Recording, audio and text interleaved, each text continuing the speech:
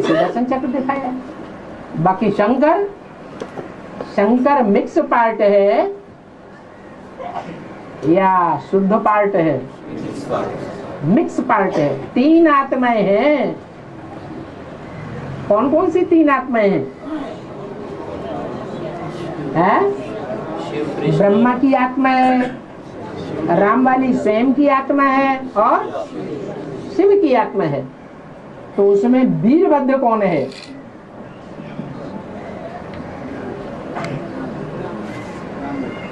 अरे राम वाली आत्मा तो स्वयं ही हो गई शरीरधारी। शरीरधारी का नाम पड़ता है शंकर या बिना शरीर के नाम शंकर पड़ जाता है? शरीरधारी का नाम चलता है।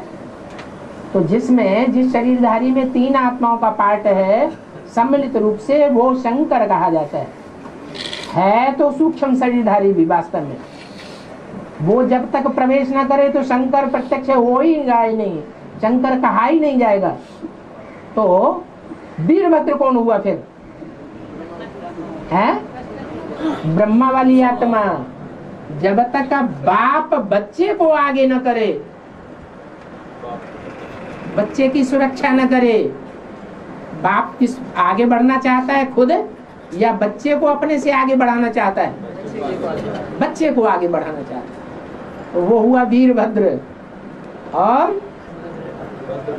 और भद्रकाली। भद्रकाली किसका पार्ट है? जगदम्बा। तो जो भद्रकाली है वो कल्याणकारी काली का पार्ट बजाती है।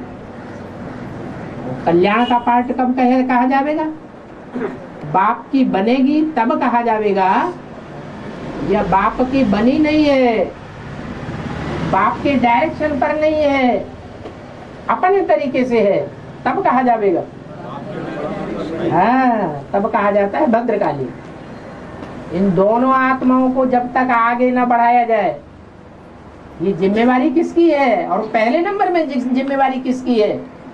अव्वल नंबर ब्राह्मण की है या द्वयम तोयम तीसरे या 100वें नंबर के ब्राह्मण की है? जो अव्वल नंबर के ब्राह्मण की है उसकी बुद्धि में बैठता है माता गुरु को आगे रखना है और बच्चे को भी आगे रखना है। तो ये दो आत्माएं, इनके द्वारा ही सारा परिवर्तन का कार्य हुआ है।